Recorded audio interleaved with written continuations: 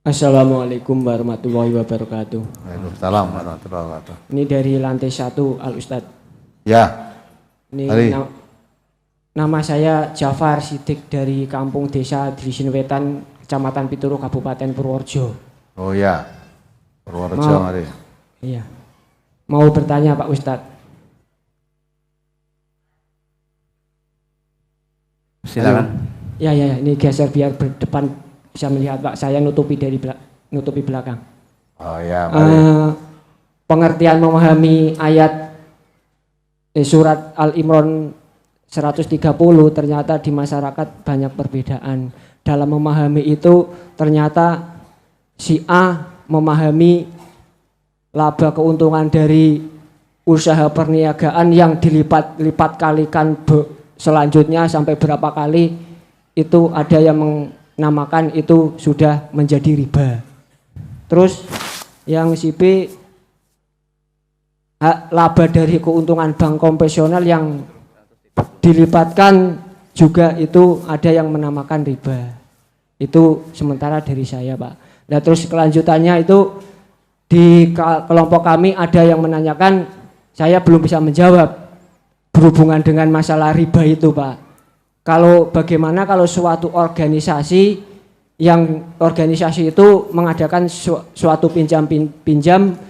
simpan pinjam yang di situ tetap diadakan bunga, tetapi keuntungan bunga itu dibagi untuk kelompok yang pinjam itu. Nah itu pertanyaannya apakah itu menjadi riba? Saya belum bisa menjawab, mohon penjelasannya. Atas penjelasannya terima kasih. Assalamualaikum warahmatullahi wabarakatuh. Waalaikumsalam warahmatullahi wabarakatuh. Coba dibaca ayatnya itu. Surat Al-Imran ayat 130. Ya ayyuhalladzina amanu la ta'kulur riba adhafan mudha'afah wattaqullaha la'allakum tuflihun. Hai orang-orang yang beriman, janganlah kamu memakan riba dengan berlipat ganda, dan bertakwalah kamu kepada Allah supaya kamu mendapat keberuntungan. Ada notnya dia.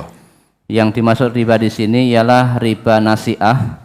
Menurut sebagian besar ulama, bahwa riba nasi'ah itu selamanya haram walaupun tidak berlipat ganda. Itu kan? Jadi ada yang berpendapat yang riba haram itu adhafan mudha'afah, yang berlipat ganda. Misalnya ini utang, ya mestinya hari ini jatuh tempo nyaur dengan bunga 10.000 misalnya, tidak bisa nyaur, lah nanti di bunganya tadi di bulatkan di gaprok kan yang boet tadi tambah meneh, ya, tambah tadi bunga berbunga gitu lah, berlipat-lipat. Itu yang dikatakan, yang bahkan ayat dohirnya ayat itu masih seperti itu, riba. Dan yang lain berpendapat ya riba nasi'ah itu selamanya haram. Pokoknya kalau pinjam misalnya 100, ya kembalinya ya 100. Pinjam 100 kok balinya 105 atau 110, itu yang 10 itu riba. Tapi kalau tanpa perjanjian, saya pinjam 100, saya kembalikan dengan keikhlasan saya karena saya merasa ditolong. Dengan uang 100.000 tadi bisa meringankan, bisa menolong, bisa mengatasi kebutuhan saya. Saya ada kembali, nanti saya kembalikan, tambahi selawe atau tambahi 15 tanpa ditentukan di depan, itu keikhlasan kita sendiri boleh. Ada lagi yang berpendapat yang tidak boleh ditambahkan itu apabila itu untuk konsumtif. Pinjam untuk makan, pinjam untuk berobat, pinjam tidak boleh. Tapi kalau meminjam untuk usaha, nah itu boleh, minjam usaha. Maka kalau di bank syariat tidak ada istilah bunga, adanya bagi hasil. Kalau dipinjam nanti dijalankan, nah ada hasilnya dibagi. Tapi ya anehnya kalau tidak berhasil ya tidak mau tahu. Ya, apa namanya usaha kan kadang-kala bati, kadang-kala rugi, kadang-kala balik pokok, kadang malah bangkrut gitu ta. Kalau bangkrut apa terus orang bayar ya tetap bayar ya itu bayar. Tapi istilah bunga memang semaksimalnya diminimkan, tidak ada bagi hasil adanya. Maka untuk mengucurkan dana itu juga hati-hati. Kalau ini usahanya kira-kira memang tidak bisa, jangan dikucuri dana. Ya, sebelum itu saya ditinjau dulu, dilihat ya, oh usahanya maju, berarti mesti berhasil ini. Nah bagi hasilnya itu nanti yang bagi. Adapun kumpulan misalnya arisan itulah.